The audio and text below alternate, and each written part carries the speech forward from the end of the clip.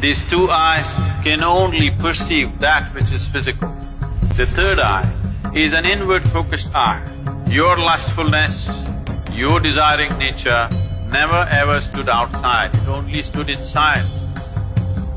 Lust means it creates a sense of incompleteness within you and a longing for something. When we say Shiva, the word Shiva has become synonymous with the third eye.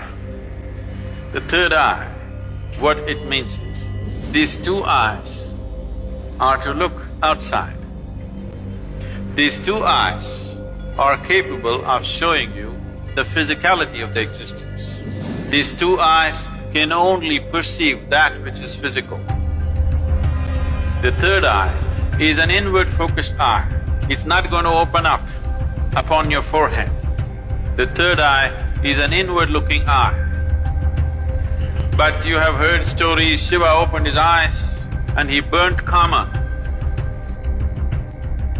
In India, there is a god of love and lust called Kama.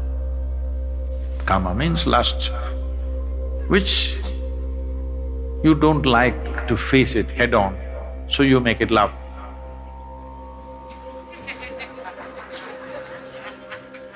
Because you need some aesthetic to it.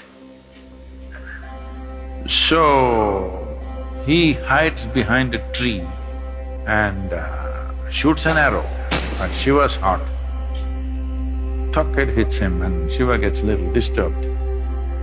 Then he sees it's Kama. That is, it's his own lust coming up.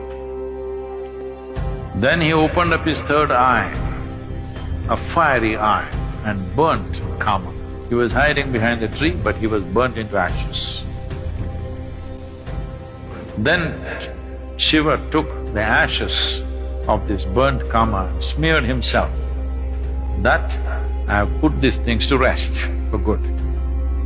That is the general story told to the people.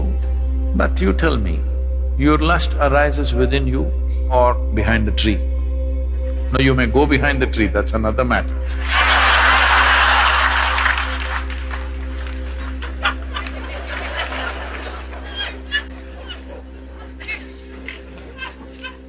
But where does it arise? Within you. Desire is not hanging outside. It is not because a beautiful woman or a beautiful man is sitting there, your desire comes. Because the desire, the Kama is within you. So he opened his third eye and burned the Kama within himself, not the one who is standing outside. Because he never ever stood outside. Please look at this and see. Your lustfulness, your desiring nature never ever stood outside, it only stood inside. So he opened his third eye, not this way, inward. Then he saw this lustfulness, which essentially means that some aspects are built into you which makes you feel incomplete. So you think you will find completion only by going towards something or somebody. Lust is not just about opposite sex. Shopping is lust. Because you have to go towards something, only then life will be complete. Every desire is lust, because without that I cannot exist. I want that, because only when I have that, this will be complete. It may be a thing, it may be a position, it may be power, it may be sexuality, it doesn't matter what it is. Essentially, lust means it creates a sense of incompleteness within you and a longing for something that it makes you feel if you don't have that, you're not complete. So he decides to burn the Kama within himself. He burned the Kama and then instead of sweat, ash oozed out of the pores of his body. This is the yogic story. The common story told to the public is he was hiding behind the tree and he burnt him, opened his eyes and burnt him, and then he took that ash and smeared himself.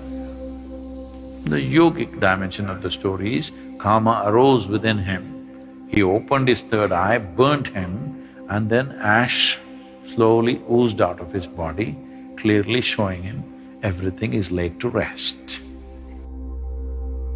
Everything that you know as yourself should die. When I say death, it's not the physical death which is a problem. The question is losing everything that you know as myself right now, your personality, your identity. Once you learn to be an individual beyond physiological and psychological formats, that means you're for good. This is what living death means. So if you know how to be an individual still, without physiological and psychological format, you are a living death.